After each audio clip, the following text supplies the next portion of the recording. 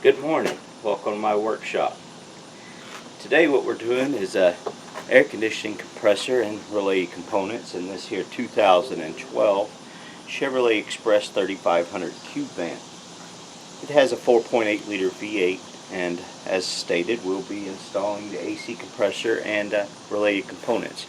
Here, let me take you in here and show you what we have here. There's the accumulator right there. That will be getting replaced. And in that line, and I'll show you when we get there, is the orifice tube. We're not replacing the condenser as of right this minute. We will be flushing the condenser. And then right down there is the compressor. Let me go get a light and I'll show you. And now that I can put a little light on it, let me show you right down in there. It's kind of hard to see from here. There's the AC compressor behind that hose. There's the hose right there, and right behind that is the compressor. Right there you can see the front of the compressor clutch. Now this is not one that I diagnosed. This is one the guy just called me up and said, "Can you?" I said, "Sure I can." But if you can look right there on the front of that compressor, you can see all the stuff coming out of the front of it. So that's a good call. That compressor definitely needs to be replaced. There's a pretty common problem with this style of compressor on these Chevrolets. This van here has over 200,000 miles. I don't know, this is my first time replacing it. I don't know if it's ever been replaced before. We'll be able to tell a little better once we get underneath there. I'm not going to have the camera set up and recording through the whole thing, and but I will take you step by step as we go through as to which step is next. Next thing I'm going to do is take this coolant jug off just to get that out of my way. I don't believe I'll have to take anything else off. I might pull the air box out of the way just because. And then whenever I get stuff to it, I'll show you there. There's the main serpentine belt tensioner.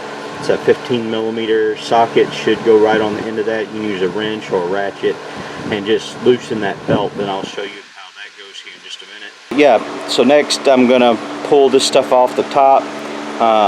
It's pretty self-explanatory, but just so you know, you got a couple of lines here. You just take a screwdriver, stick it underneath there, pop that loose, and this hose will pop off.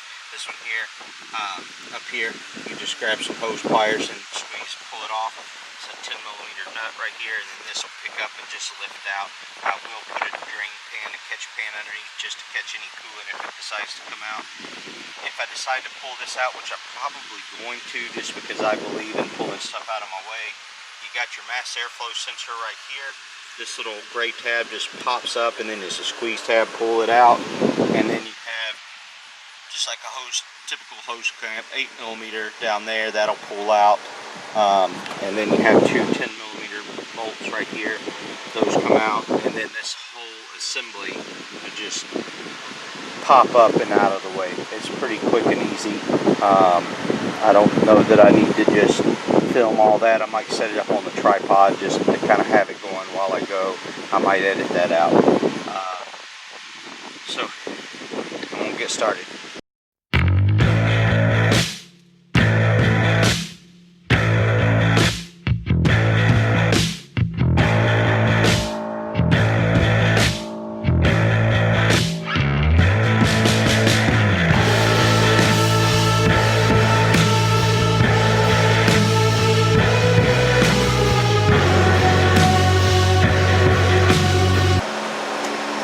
You don't have to have these.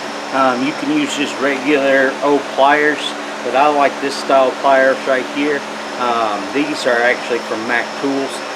You certainly don't have to buy Mac Tools brand. They sell some at auto parts stores. We have a store here called We Sell Tools, which sells a lot of automotive specialty tools. They have some. You can buy them at Harbor Freight Tools. You can go on Amazon, just put in hose pliers, search those, and you can find something similar to these. If you do get a hose that's being really stubborn, you can always just get a little pick or screwdriver or something, kind of pull up one side of the hose, just spray a little WD-40 with that little flexible nozzle they have up in there, and that'll help break it loose.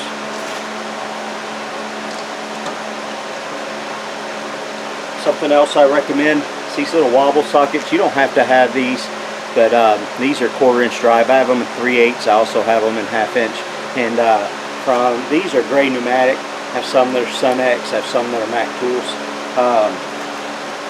I got them in metric and standard. They're just super handy. I also have some that are S&K tools. Super handy. Don't have to have them, but they are something that makes the job a little easier.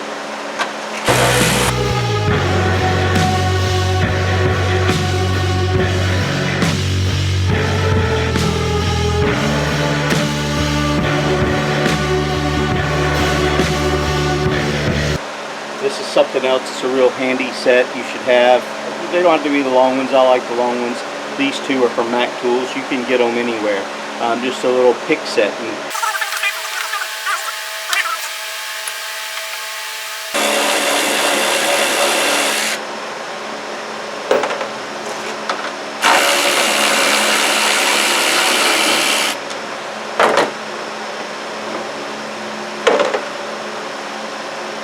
And this stuff I'm taking off now is stuff you can work around.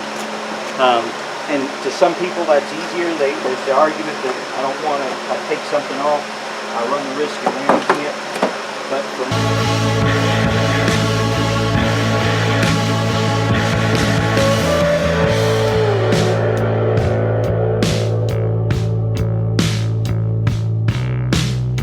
see, with all that out of my way, I can get right there to that belt tensioner, and if the belt ends up coming off more than I want it to, I have more room to work.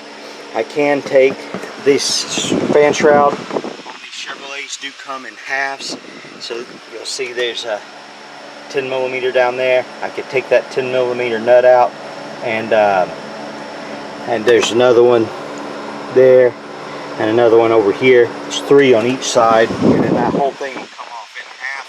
You just got to pop this upper hose out, and it just lays out of the way. You can get right to the belt. Matter of fact, just so you can see how easy it is, I'm going to go ahead and take those out as well. Now this is something else I recommend highly. A set of locking extensions. I have them 1/4 inch, 3/8, and 1/2 inch. What it does when you get down into tight spots, it allows you to lock the, I'll show you, you lock the socket onto the extension. So when you put the extension on there, the socket on there, now it doesn't just pull off. So you're not gonna, oh, let me get over here. So you're not gonna just drop that socket off of there whenever you're down in there. So you don't have to have this. I've got air ones too, I got an air compressor, but I really like, and you might hear that air compressor kick on timing. So this is Mac Tools, but you can buy one from Home Depot in Milwaukee. There's stuff you can buy online.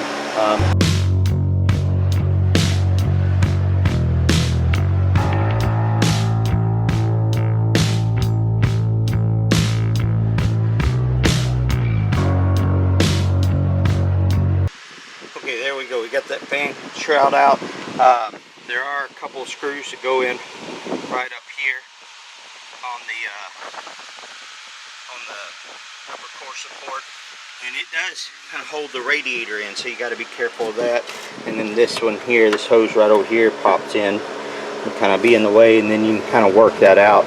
And what I did was I just took this hose and pushed it up, a radiator hose, push it up there like that, push this hose over on the front side of the shroud, and then this wiring harness that straps to the top, I just pulled it back over here like that, and then that allowed me to pull the shroud up at an angle like that. So, and then pull it out this way. That's the way it came. And then you can see if you had to change a fan clutch, you can get right to it. But there's your tensioner for the belt, and so we had to take that belt off so we can get the AC belt on and off. The AC belt, as well as stretch belts, it's going to be a pain in the butt, and you know, they just are. I try to get the old belt off just in case I can't, the new belt was the wrong one, or I can't get the right one or something like that. That way I can always put that one back on, but sometimes I just get frustrated and I can't get it off, and I end up just cutting it. But I'll show you that here in just a minute. But again, we're going to take that belt off right there. You put a 15 millimeter wrench against that, rotate that clockwise, and that'll release tension on the belt, and then you can just slide the belt off of, I usually slide it off that idler pulley right there, and then I try to leave the belt pretty much in place as much as I can. Then when I get underneath the truck, I take it loose from the harmonic balancer or the crankshaft pulley. I go ahead and take it loose there. You have to take it off so I can get the AC belt off, and I do the AC compressor first because that's going to have the system open for the longest. Now you can see up here, it's easier too while I'm up here before I jack the truck up. I don't know how well you can see it, but right up top in between those two hoses, that hose and that hose, that's your heater core hoses from coming off the water pump, but right in between there is the AC lines coming into the compressor. So it's easier to get them off from up here. And then also, let's see if I can get to focus, right back there is one of the bolts that hold the AC compressor to the block.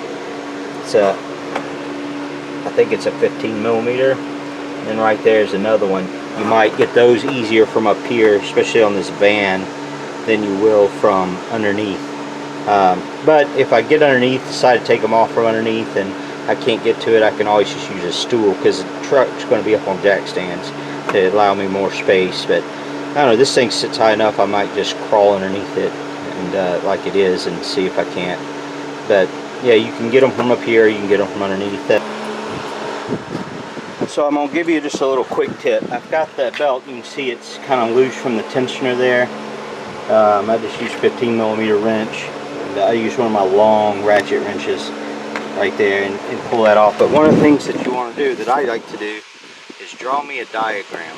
Like here's the tensioner, the idler, the alternator, the power steering pump, the water pump, and the crankshaft. And then I draw how my belt goes around. And sometimes I'll even take a picture with my cell phone beforehand too, just to make sure that I'm getting the belt routing before I take the belt off. Okay, so we're underneath the truck now. Here's that AC compressor right there. Here's that stretch belt. It is cracking. It's going to have to be replaced. It really needs to be replaced. And you can see a lot of moisture here. There's what's spinning up underneath there. I don't know how well you can see that from here, from your point of view with the camera. But the compressor is leaking, and it's hard to see here too, but there on the front of the clutch you can see where the clutch is just melting down. But what's going to happen is, first thing I'm going to do is I'm going to take my long flathead screwdriver and I'm going to try to pry that belt off the front of that pulley, or maybe off the back. That'd probably be easier, off the back of the crankshaft pulley. I might put it underneath there and then get a bolt on the front of that crankshaft pulley and rotate the engine and crank that belt off of there, just so in case I needed to reuse that belt, I can. But what will happen is the belt will pull off towards the back, closer to the engine, so it's going to go this way, and then it's going to be sitting back here. And what that'll do is that'll give me enough slack to pull it off the AC compressor up here, and then I can just take that belt off the whole thing. And then when I go to put the new belt on, it'll be the exact reverse angle. I'll put it on back here, on that low spot right there of the crankshaft pulley, and then I'll bring it over here and put it on to the actual pulley in the grooves. I don't know how well you can see that, but in the actual grooves of the pulley over here. And then I'll show you a trick with some zip ties, which you can search that. There's plenty of videos out there on how to put this belt on without a tool. But you get it started up at the top and then zip tie it with 2 or 3 big heavy zip ties to the crankshaft pulley, and then you just rotate the engine with the ratchet, with a big socket and a ratchet, clockwise, or like you're tightening counterclockwise, I do believe. I don't remember. I'll show you when I get there. And that'll actually pull that belt onto the crankshaft pulley. It's already over here, and the belt's designed to stretch, so it's not going to break. The belt's actually designed to stretch. You have to get a smaller screwdriver, but I think I can show you the idea. I'm going to stick the screwdriver underneath here. See, I'm going to have to get a shorter one. Okay. But you just try to, sometimes I'll get this real easy and it'll go fine. Sometimes I get frustrated and I just cut it. You just kind of pry it off. You got to be careful of your transcooler lines. So then I'll get another screwdriver and start from this side and just keep that process going, prying that belt off towards the back of the crankshaft pulley. Okay, so now I can show you. See, I've got the belt is pulled. Change the light here. The belt is pulled back off the back of the thing like that. Now, if you look right there, it's got tons of slack. Let's see if I can hold the camera and just show you here how easy it is to come off now. And that took just a couple of seconds. See, then it just comes right off the compressor like that, and you can pull it right off the front of the, there you go, and your belt's out of the way. Now putting it back on is a little more tricky. I'll show you the little trick with the zip ties. I do have the special tool that to stretch that belt on, but I'll be honest with you, I find the zip tie trick to be a little easier. Costs you a couple zip ties, but they're cheap. So I'll show you that trick, but for whenever you get there. For now, what's going to happen is you have a 4 bolts. You got this little plug up here has got to come unplugged from the compressor, and you have a bolt there, and there's another bolt back there, and there's those 2 on the top, and you have those AC lines coming in at the top you got to take out. I do have the on jack stands here to get underneath it. It was a little too low for me to get underneath it without them, so we'll see. I might have to come around from the back side over here, something to get everything out. But the next step is to unplug that plug. Then I might have to get on a step stool or something. I'm going to get those AC lines off of the compressor, and then we'll take the compressor out, which we may have to unlock the steering wheel, turn. This is the steering linkage all right here. We might have to turn it to get this thing here pushed up there by turning the wheel. And then I think that compressor will come out and just drop down right through here. That'll be the hardest part of this entire job, is getting that out and back in and holding it up there while I get a couple of bolts started, but it's not that big of a deal. So I'm going to go ahead and get all those out, and then I'll show you. I'll stop and show you the progress along the way. Okay, I ended up getting my 4-foot ladder out so I could come in from the top to get the top bolts. I used my actual 3/8 drive air ratchet because it has more strength than my battery ratchet. With the 15mm sockets to take the compressor to block bolts loose, 13mm sockets to take the AC lines loose. They're gray pneumatic as well. This is what they look like. Just the Wobble Sockets. I like them a lot. And what I did is just come up here, and you can see that bolt is taken out, and the one over here is taken out, and the AC lines are loose from the top of the compressor. Now I'm ready to go underneath. I'm going to take the bottom 2 bolts out, and then the compressor will slide right out. As soon as I get the bolts out, as long as the compressor doesn't fall and hit the ground, I'll stop and let it rest and kind of show you the path that I choose to bring that compressor out. Sometimes they could be a little puzzle getting the compressor out. Most of the times it's just going to fall right on out, and it's pretty easy. Then we'll get the new compressor in, replace the O-rings on the lines and with new ones, and put the lines back on, and then we'll come up here and replace this receiver dryer. And I believe the orifice tube is going to be right inside there. So I'm going to take that line loose, fish that orifice tube out, replace the orifice tube, which is the filter on this kind of a system. And then it'll all be buttoned up. I'll get all the belts and everything back on, and the shroud and everything will be ready to charge this pull-up vacuum. I'll show you how to pull a vacuum on the system, and then it'll be recharge time. all I've got left now, I've got to unclip that line, and then I'm going to take those two. Let's see, I can show them to you. There's a bolt there, and a bolt.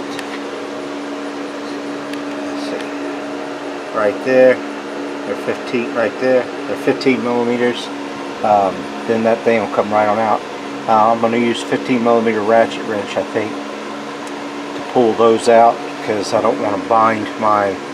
You can bind your air ratchet or your big ratchet or ratchet head up against the lines here and the bulkhead and stuff there, the frame. I did end up turning the wheels all the way to the right, like I was making a hard right hand turn, and that opened up a great big old hole. It just came right out. I don't know that I needed to, but I just decided to go ahead and do it that way just to make it easier. So now that I got the compressor off, I want to show you, set the new compressor aside here. On the old compressor, you could see right here where the clutch was just melted, and how this has gotten hot, and you know, it's still, and see there, it's just freely turning and wobbling around on there. It shouldn't do that. Let me show you the new one. See, it's solid. The rubber goes all the way to the end, not like this, it's all melted. So that's the problem, and you see that a lot on these GM compressors. So once you got your new compressor here, I just want to give it a quick peek and make sure that everything's going to line up right. I got the right mounting holes. This here, the plate covers where you put this at, and make sure my electronics plug is the same on this one as it is on this one, which it is. Just want to make sure, and it should be, everything should be the same. But I just want to double check and make sure, because you know, the next thing I want to do is I want to see if there's any paperwork. I'm going to look in the box. I'm going to take it to see if there's any paperwork that tells me whether or not this compressor comes pre-installed with oil or not. And if it says it already has oil in it, I'm not going to add oil. If I can't find anything one way or the other, I'm going to add an ounce of oil. If it says it comes dry, I'm going to add 2 ounces of oil. Then whenever I do my vacuum, after I'm done with that, I'm also going to add 2 ounces of oil then too. I'm also going to add 2 ounces of oil to my accumulator, just so there's oil moving through the whole system and you have the right amount of oil for this system. So what we're going to do now, I'm going to do this off camera. I'm just going to see if there's any paperwork to determine if I need to add oil. Then I'm going to go ahead and take this plate off of the top of the new compressor, and then I'm going to get Jenny to help me fish it up in there, and we're going to get the 2 bottom bolts in and plug it in, and then I'm not going to worry about the top bolts yet. I'm not going to worry about the AC lines yet. While I'm underneath there, I'm going to get those 2 bottom bolts in, the electronics plugged in, and then we'll come back to you once I have this belt.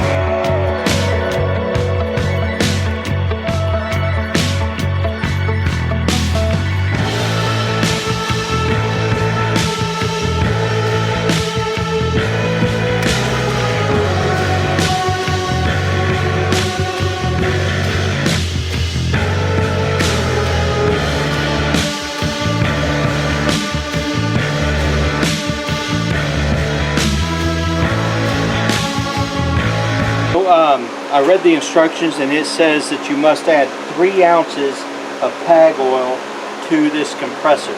It's going to spill some. I'm just going to pour it into that big hole on the compressor. Pour in.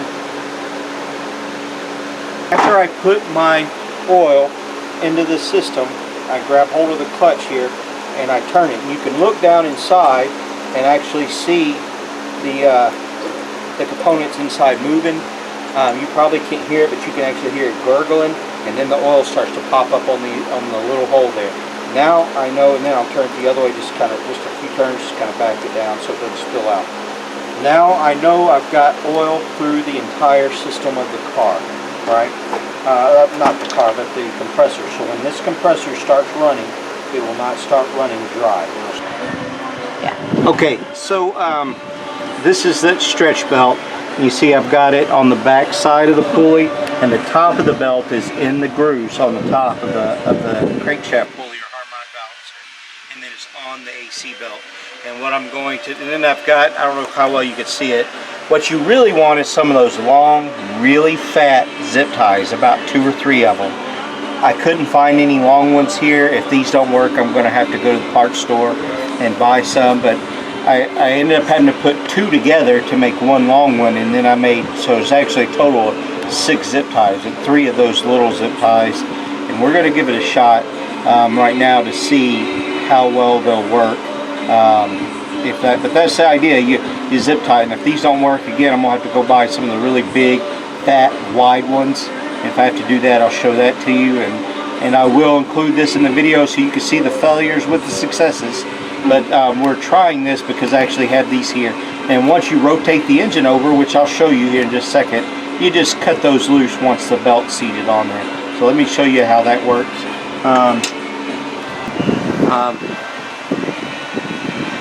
So set to tighten. It's a 20 on this 4.8 liter Chevrolet. The crankshaft bolt is a 24 millimeter. If you're wondering, get that up on there, and I'm gonna just rotate this around.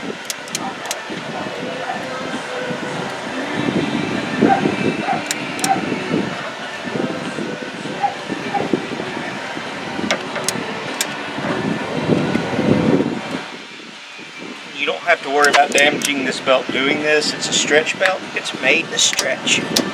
Look at that. Just pops right into place.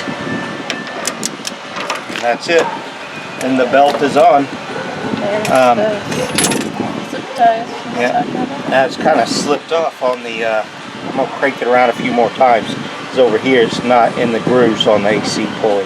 So I'm going to see if I can't crank the engine over a little bit more, so I don't have to take it back off. But I am going to go ahead and cut those. A pair of side cutters would be easier, but I don't have those on me right now. They're in the toolbox, so I just open the slip knife and cut those out.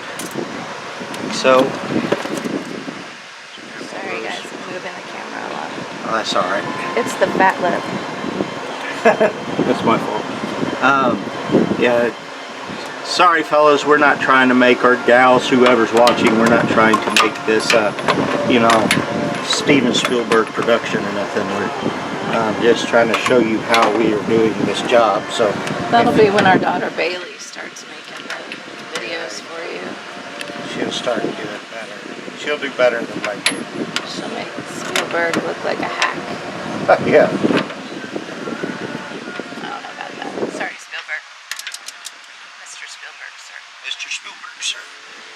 So I'm just going to rotate this a few more times, see if I can't get that belt in the groove in the AC. It's not wanting to.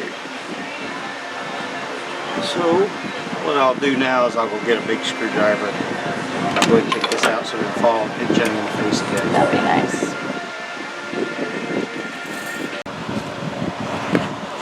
So if you don't fix this now, it's just going to tear up whatever. So the belt is not in the groove.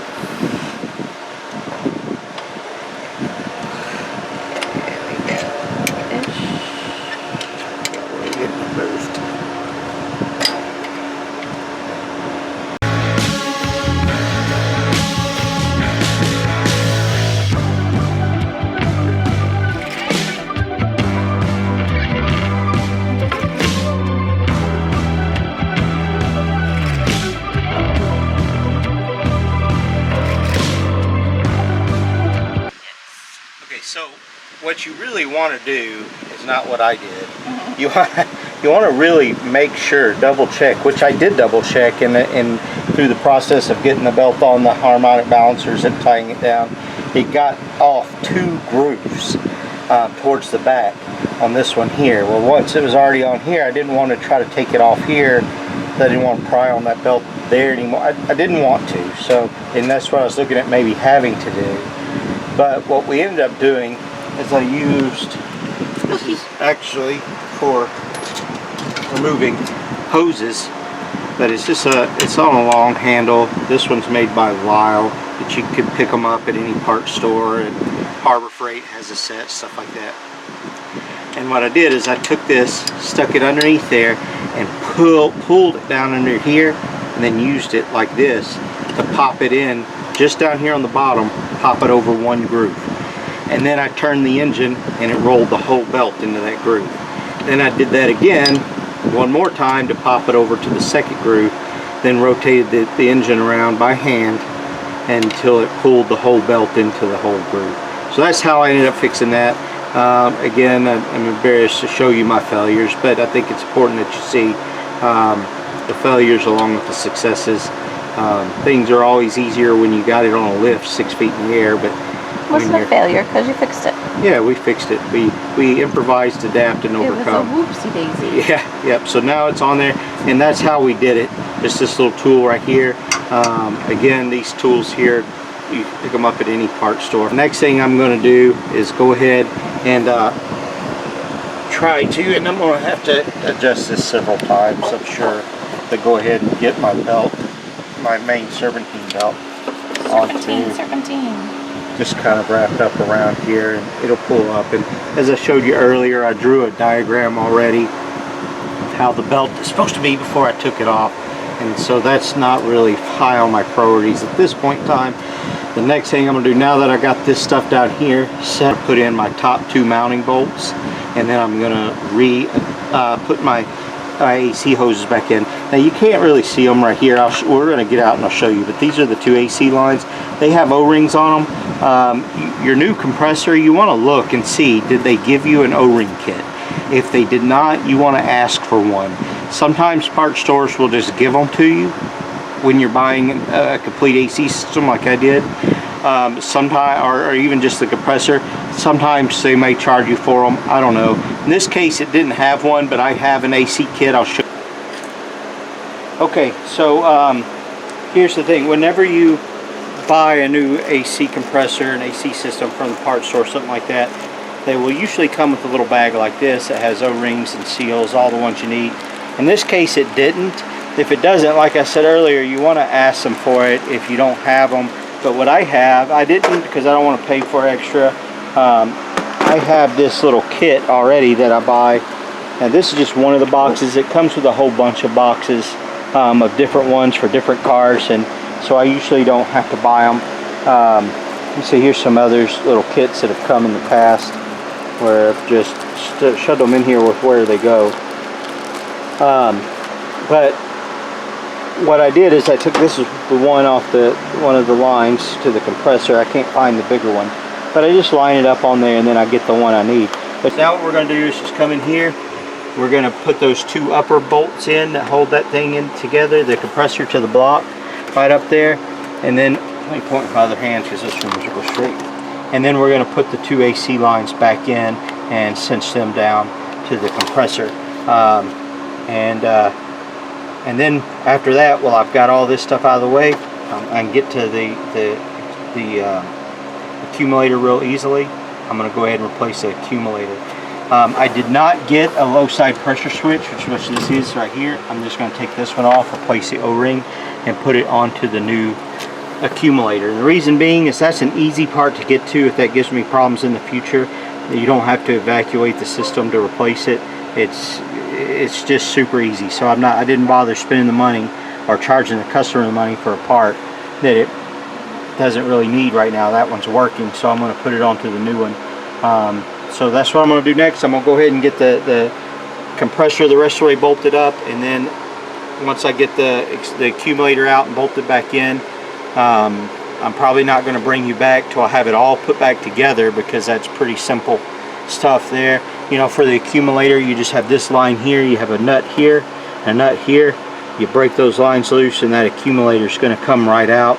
I'm going to attempt to put this little baggie back onto the new accumulator. Most of the time they tear up, and a lot of times they don't end up. Oh, there's also a bracket with a 10mm bolt right down over here that's going to have to come out, and then that accumulator will come out. That's pretty straightforward. So once I have all that stuff, I'm going to put 2 ounces of oil into the accumulator. Once I have all that put back together and I'm ready to hook up my vacuum pump and start evacuating, but putting a vacuum on the system, that's when I'll bring you back and show you and we'll go from there. Okay, so here's a lesson that when I was growing up, my dad taught me working on my old 1969 Chevrolet pickup. Start everything before you tighten anything, and just that lesson was reiterated to me. If you'll recall, I tightened the bottom bolts underneath that hold the compressor to the block, thinking, oh, you know, it's all a fixed thing, but it's not. You need a little wiggle room to get those top bolts tightened in. And so when I went to tighten the top bolts, they didn't line up right. So I had to go back underneath the truck, loosen, not take all the way out, but just loosen those bottom bolts. So then I'll tighten the two top bolts, and then go back underneath and tighten the bottom bolts, because then all four bolts will actually be started, threaded into the block, and then I can just go ahead and tighten the top ones, go underneath, tighten the bottom, and something will be good. So when you're doing any job, and this is a lesson on any job, on a car, on a house, whatever, I have found, get everything started before you tighten anything, because if you need some wiggle room, you're going to have to go back and loosen up what you've already tightened. That's an old lesson that I didn't pay any attention to. Just didn't do it. So again, sharing my failures along with the successes. So maybe you can learn from my mistake and you won't do the same thing. It's really a minor inconvenience. I didn't jack the truck back up. My belly did fit underneath. It was tight, and because it's a big belly. It was a tight fit, but I did get underneath there and loosen. All I do is get my long ratchet, ratchet wrench onto the bolt.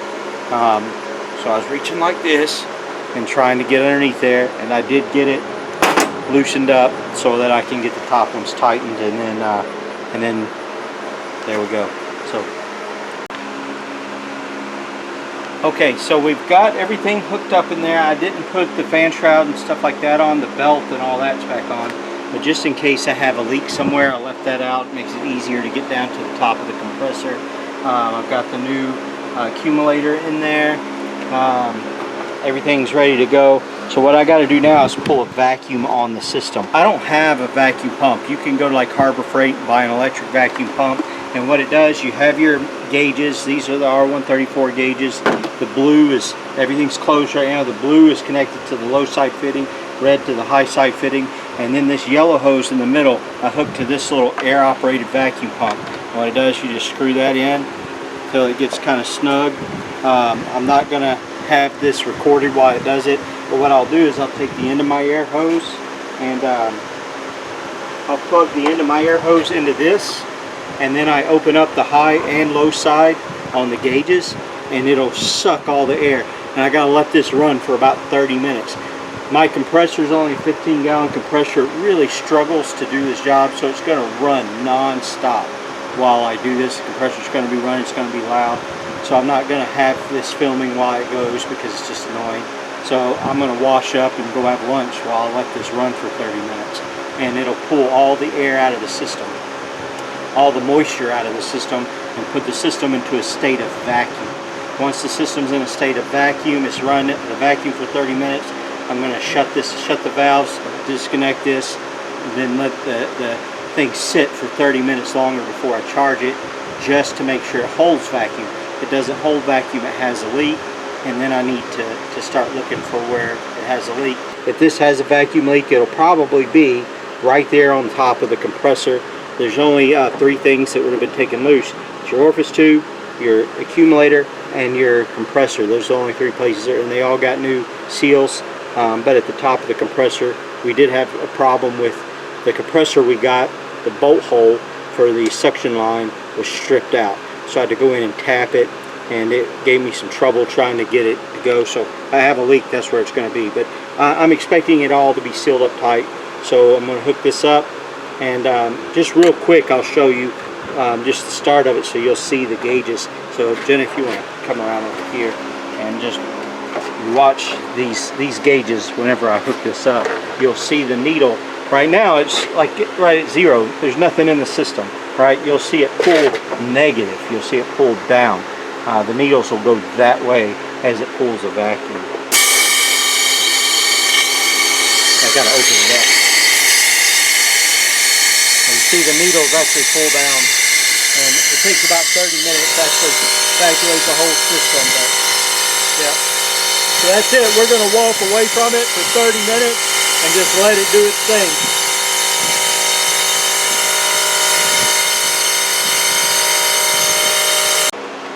Okay, so it's pulled a vacuum and it's been holding a vacuum for a while. We're at about 22 inches of vacuum. Here, if you'll bring them over here and show them. 22 inches of vacuum there. See the high side's pegged and it's holding. So now what we want to do is we want to get our Freon into the car. Vacuum is going to do the initial suction of sucking the Freon in, and then that'll give it enough to go ahead and turn the compressor on. What you're going to do is go ahead and start the vehicle.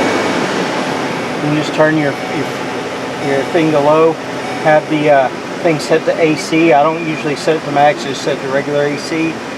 And if you have a button that allows it to recirc or pull the fresh air in from outside, the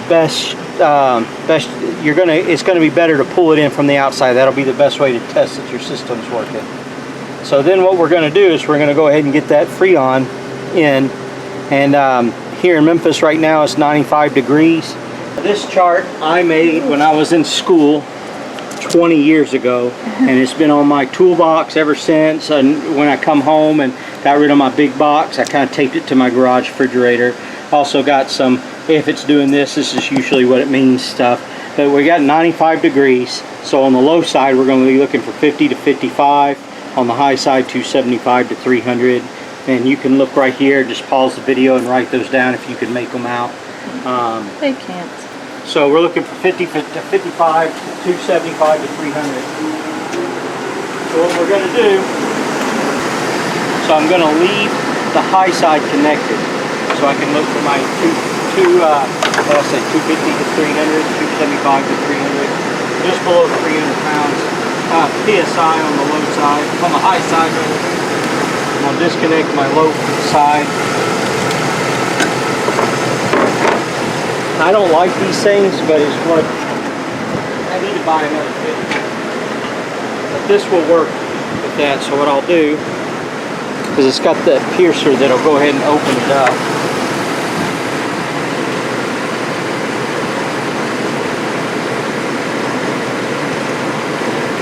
Screw this down. I'll go to We Sell Tools and see if they, see now I can hear it. Got a little bit of a shh, so I know that it's opened this thing up. So then I connect this end to the low side fitting, and this is just a quick coupling.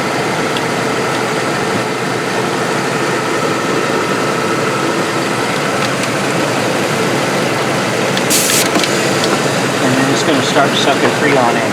You can watch that high side gauge start to move. The low side gauge isn't going to do anything because it's not connected. The compressor just kicked on. And so it's going to take all of this can, and it's going to take at least probably another can too.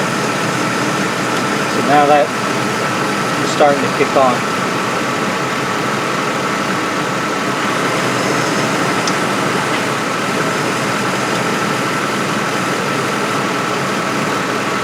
And if I had any leaks, I'd know it right now, because you'd hear Freon go squirting out everywhere.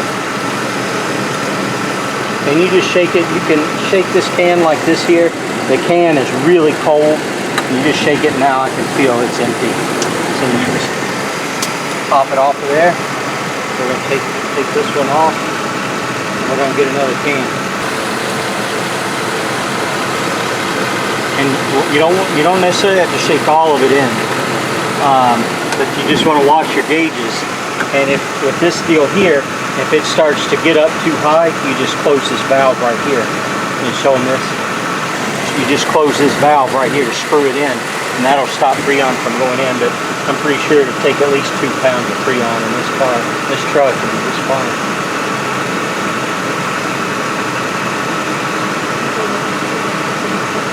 Just keep it below 300. On a hot day like this, that compressor should not short cycle, and it was short cycling because it was low on Freon, but it stopped short cycling now.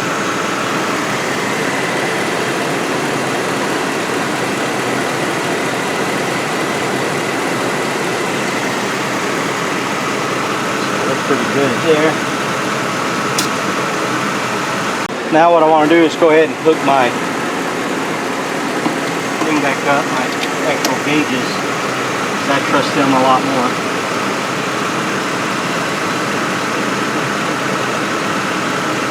Go ahead and snug that down.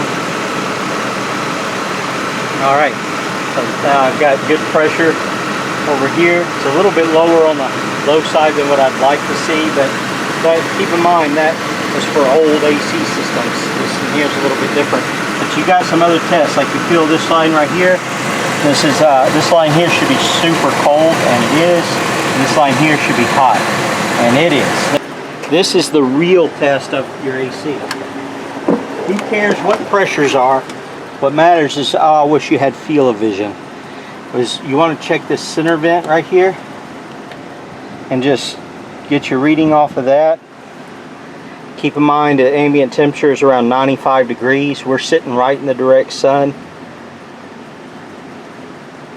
It's 65 and falling. That's 30 degrees below ambient temperature. Anything below 30 degrees below ambient temperature would be good. So, you know, if it was 130 degrees outside and you had 100 degree vent temperature, you're pretty good. And we've got 60, so it seems to be holding right at 64, 63.9, 64.1. It's bouncing right in there. So 63.9 just dropped to 63.7. The longer it runs, the cooler it'll get. Also, one thing to keep in mind is as you drive an hour 62.6, as you drive it, the AC compressor is going to work better because it's getting higher RPMs, and it's going to cool even cooler. There we are at 62.0, so 61, 61.6. So we've got good cold AC right now, and it does feel nice. 60 degree vent temperature, 60.4. 60 degree vent temperature, and your ambient temperature is 95 degrees, and that's by AccuWeather on my phone. That's not actually a thermometer. Let me just take a reading off the side of the garage right there. So that's in the shade. I'm pointing it at the shade underneath the garage, and there's my ambient temperature, 96.4, 96.7, 96.9. It's hot and humid. 97. So I got an ambient temperature where I'm sitting, ambient temperature, that's at 98. The ambient temperature right here is close to 100 degrees where we are. It's nasty. And now this is actually feeling like the real feel. It's a very humid environment. We've got over 96% humidity today in Memphis. And here we are with 60 degree vent temperatures. That means we are cooling good. I'd call this one a pass. 59.0, 58.8. So, well, folks, that's it. Let me just do a quick run over one more time. What we actually found, when the guy brought the truck to me, I got to put the overflow jug back in. But when the guy brought the truck to me, he didn't ask me to diagnose the truck. He asked me to put an AC compressor in it. And I recommended that we go ahead with the rest of everything else, do a complete job on it, complete service on it, and he agreed to do the complete service. He said that's a good idea. He wanted to do that, and so that's the route we took. And here we are. She is blowing cold, and we verified that AC compressor was indeed bad by looking at the front of that clutch. You saw that earlier. The front of that clutch was in bad shape. So now we've got good cold AC, working AC system. And I think it's going to be a long video, but I think we pretty much covered start to finish everything to do on one of these Chevrolet Vortec V8s. This will be the same for the 5.3 and the 6 liter. This one here happens to be the 4.8 liter V8, but the 5.3 liter and the 6 liter V8s are all going to be exactly the same. I mean, the steps would be identical.